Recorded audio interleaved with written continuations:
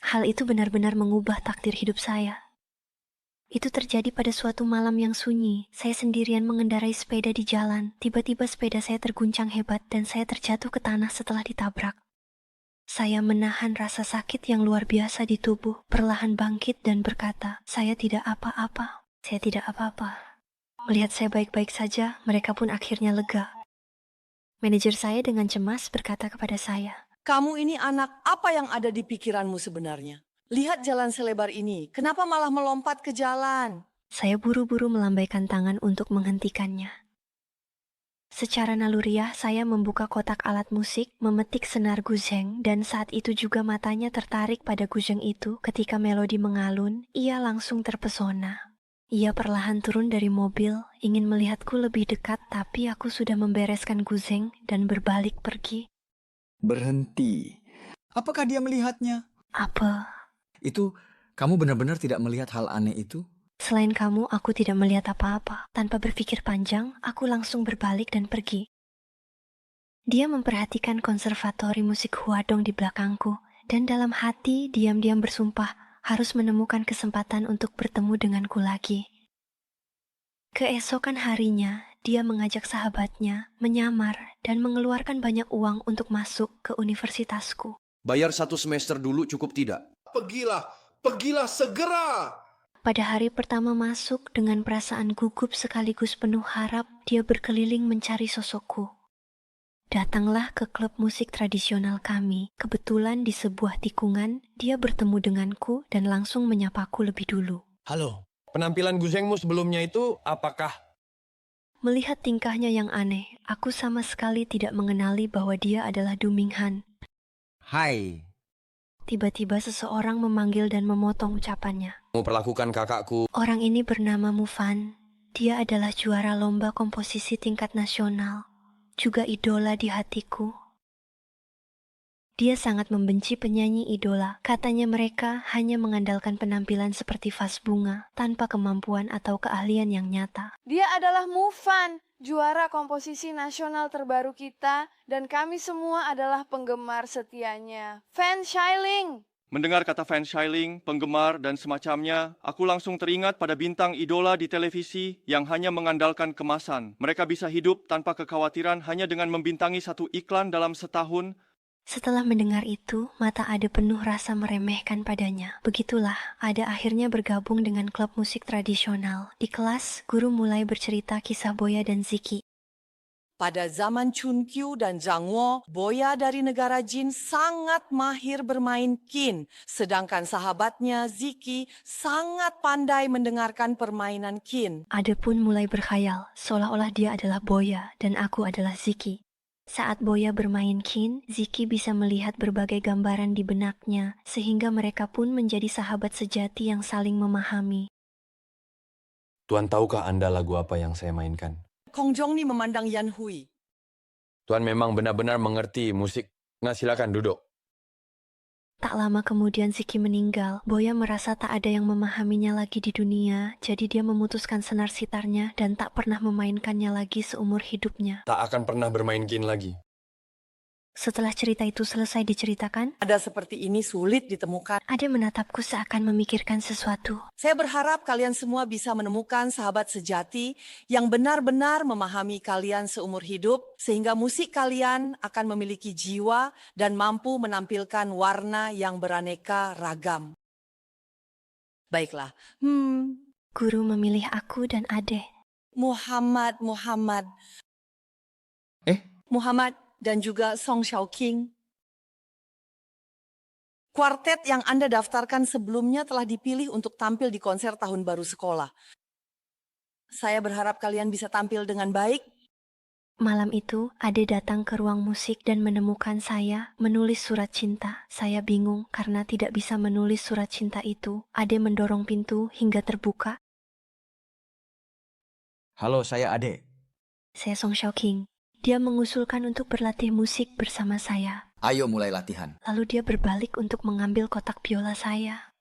Melihat itu, saya segera mencegahnya. Jangan sentuh biola saya bisa sendiri. Wajah Ade tampak sangat canggung. Begitulah kami pun memulai latihan bersama untuk pertama kalinya. Meskipun ini pertama kalinya, kami sangat kompak satu sama lain dan perasaan bekerja sama itu sungguh luar biasa.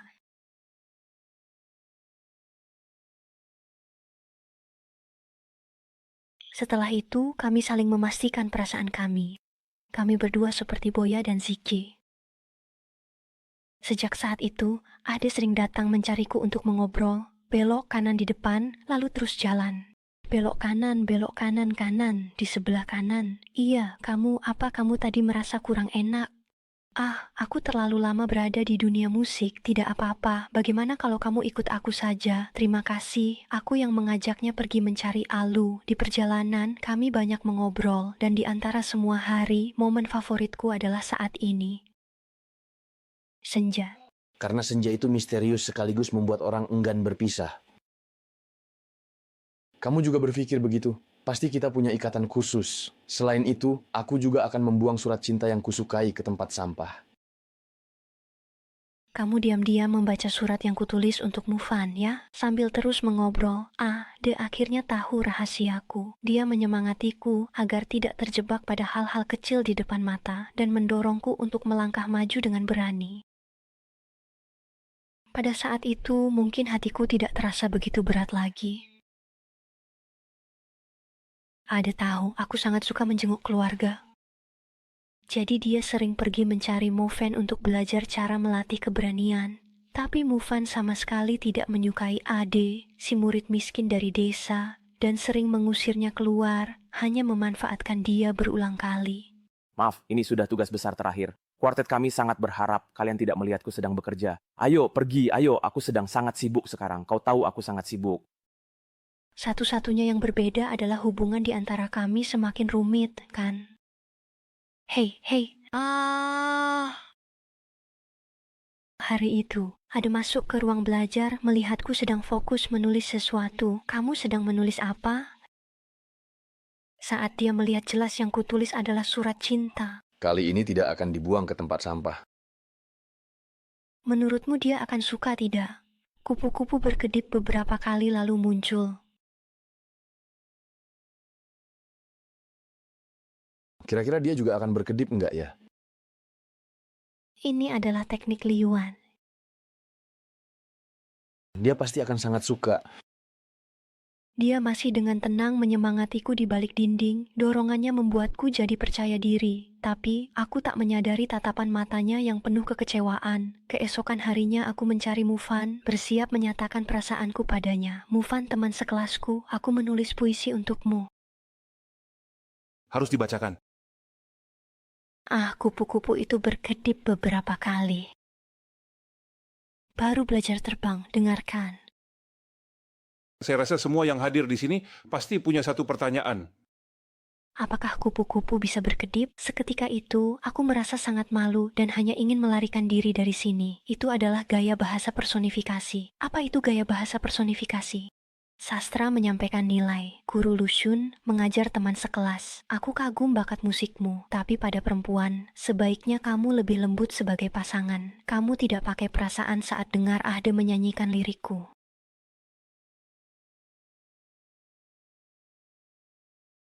Kupu-kupu berkedip beberapa kali.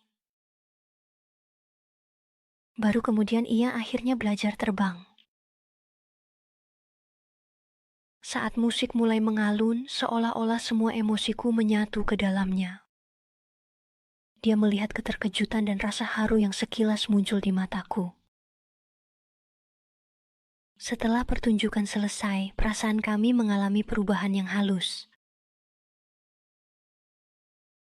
Tiba-tiba ketua jurusan datang dan berkata, Kepala sekolah dan panitia sudah memperingatkan saya, semester ini bisa dibilang sudah sampai di ujung.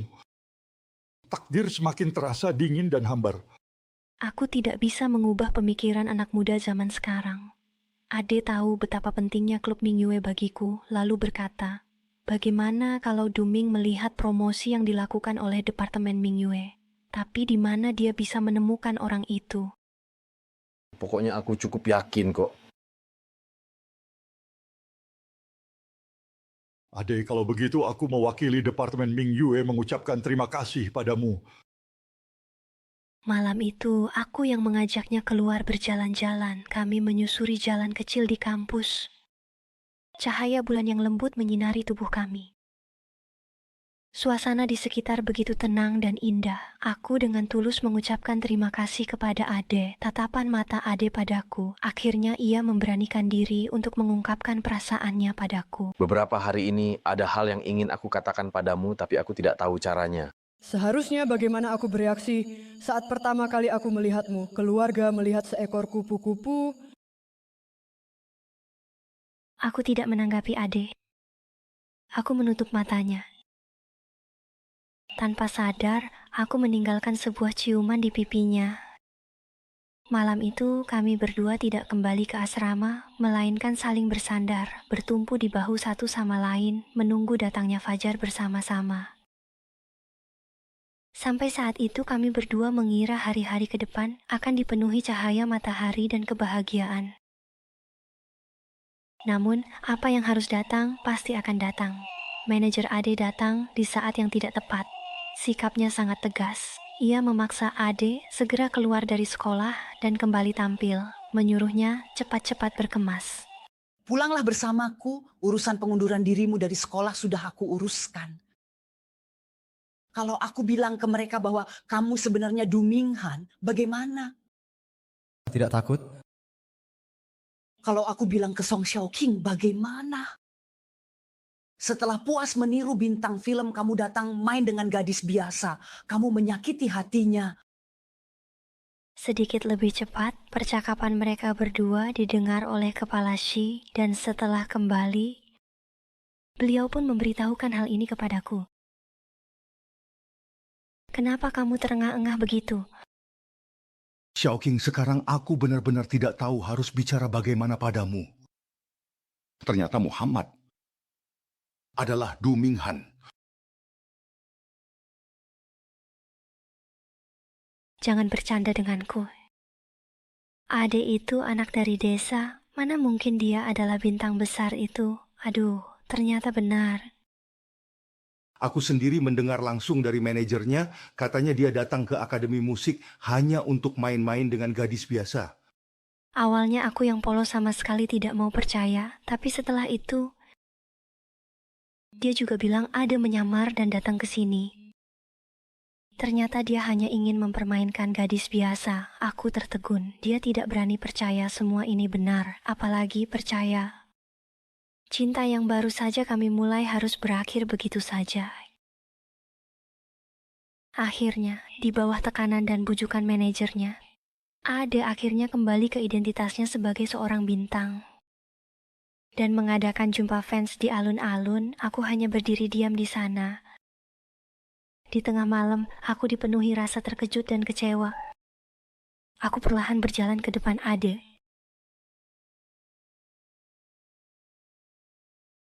Aku ingin bicara denganmu. Kalau semua orang ingin bicara denganku, berapa lama waktu yang terbuang? Biar aku tanda tangan untukmu. Mingdu Minghuan, wajahmu yang tersenyum. Aku gambar hati, siapa namamu? Siapa namamu?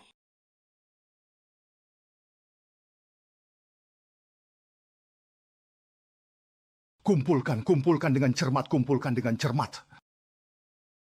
Melihatku berbalik dan pergi, saat itu juga Ade tak peduli lagi pada yang lain, ia mengejarku tanpa ragu. Namun kerumunan terlalu padat, sehingga bagaimanapun juga dia tidak bisa mengejarku. Dia hanya bisa menatapku dengan mata terbuka, melihatku semakin menjauh. Koperku itu pun semakin jauh darinya.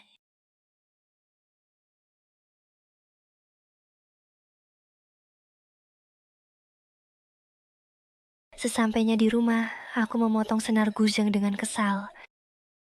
Seolah-olah dengan begitu, aku bisa memutuskan semua keterikatan emosional yang rumit dengannya. Aku ingin benar-benar mengucapkan selamat tinggal pada masa lalu. Mengucapkan selamat tinggal pada cinta yang membuatku sangat terluka ini. Tak lama kemudian, tibalah hari pembubaran grup Mingyue. Aku tahu Du Minghan tidak akan datang, dan pertunjukan malam ini pada akhirnya akan berakhir juga. Pertunjukan musik tradisional pun sudah tidak bisa bertahan lagi. Aku terpuruk di atas meja putus asa, tidak tahu harus kemana, apalagi apa yang harus kulakukan selanjutnya. Ketua jurusan pun tidak punya pilihan selain naik ke panggung dengan tekanan berat.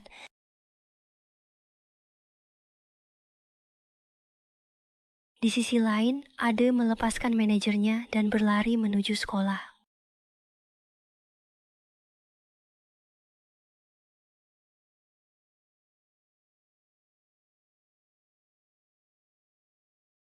Song Junlan, akhirnya ya dia datang.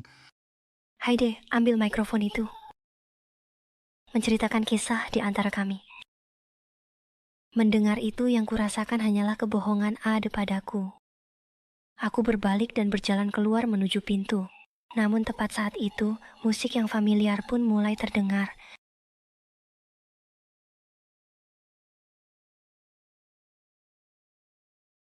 Kupu-kupu perlahan-lahan mengusap matanya beberapa kali.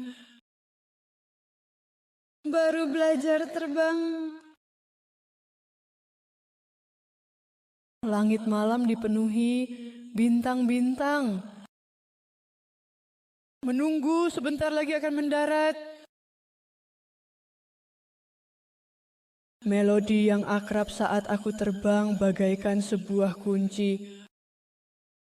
Membuka pintu di lubuk hatiku yang telah lama terkunci oleh angin. Setiap momen yang pernah kuhabiskan bersamanya, seperti film yang terus berputar di benakku. Aku menatapnya, perasaanku campur aduk. Ada marah, ada rasa terzalimi, tapi juga ada kerinduan yang sulit dilepaskan. Sekarang dia bilang, apakah semua ini tulus? Apakah benar-benar layak bagiku untuk mempercayainya sekali lagi? Aku terus-menerus bertanya pada diriku sendiri di dalam hati. Aku perlahan berjalan ke atas panggung, lalu berkata padanya, "Lihat. Barusan, apakah kamu juga melihatnya?" Kamu juga tidak melihatnya barusan? Selain dirimu, aku tidak melihat apapun. Selain kamu, aku tidak melihat apapun. Pada saat itu, semua kesalahpahaman dan luka pun lenyap tak berbekas. Di tengah tepuk tangan dan doa restu semua orang, kami menyambut kelahiran kembali cinta kami.